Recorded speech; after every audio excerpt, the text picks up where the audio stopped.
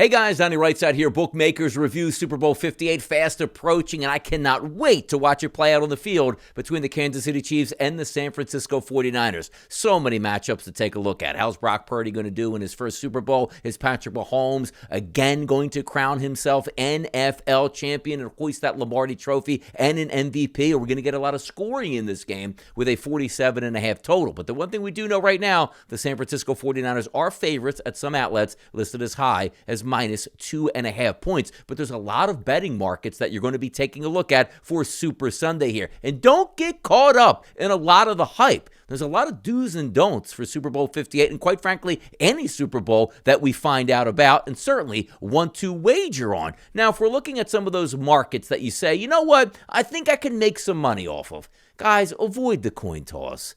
Unless you're getting plus 100, which means a true 50-50 flip of that coin, what's the sense of betting that? I don't care if it's minus 104 each side, minus 105 each side.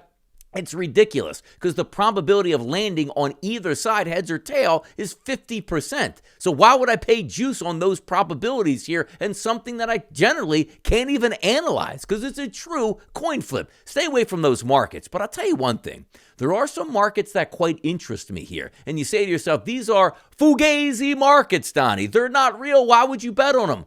Not really the case. How about the national anthem and how long the national anthem is going to go? You say, Donnie, how could you possibly bet that? Well, we have seen reports in the past where people are in the building listening and timing the national anthem because they do have to practice it. If you get information that you know this number is going to go to the under or the over, of course, bet it accordingly here. Also, one of the more trickier ones, which does sound like a stupid market to bet, is actually the Gatorade bucket. But again, dumping a Gatorade bucket on the coach at the end of the game and betting which type of flavor of Gatorade will be dumped, well, maybe you could do some homework and find out what the San Francisco 49ers are drinking each and every week, or for the most part. Same thing with Kansas City. And also, if you do have information that you know somebody and knows exactly what those buckets will have, yes, bet it accordingly at that point here. It certainly makes some sense. But also, if you're just being honest with yourself and taking a look at markets that you can beat. Now, granted, the numbers in the Super Bowl sharper than just about every other market. Why? Because the sports books are focused on just not one game, unlike maybe 12 to 14 games that you would find on a Sunday during normal NFL action. Stick to what you know and what you're comfortable with. If you usually bet quarterback props here and you're pretty solid on taking overs and unders, do that. How about rushing touchdowns or just anytime touchdown market?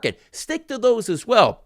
Those probabilities that you can get ready to go for 2 weeks can help you out. But also keep in mind here, it's when you bet those props, right? If you're hammering the opening markets because you feel you have a great side, that's the way to do it. The longer you wait, the more the public gets in. The public loves to bet overs. But if you are an underbacker in the Super Bowl with prop bets, you're probably best waiting until Super Bowl Sunday because most of the public will get involved late next week here, just a few days before the game, and you can steal some of those prices to the under. I can't wait to bet and watch Super Bowl LVIII. It's coming up upon us soon from Las Vegas. I'm Donnie RightSide for Bookmakers Review, and as always, good luck on those wagers.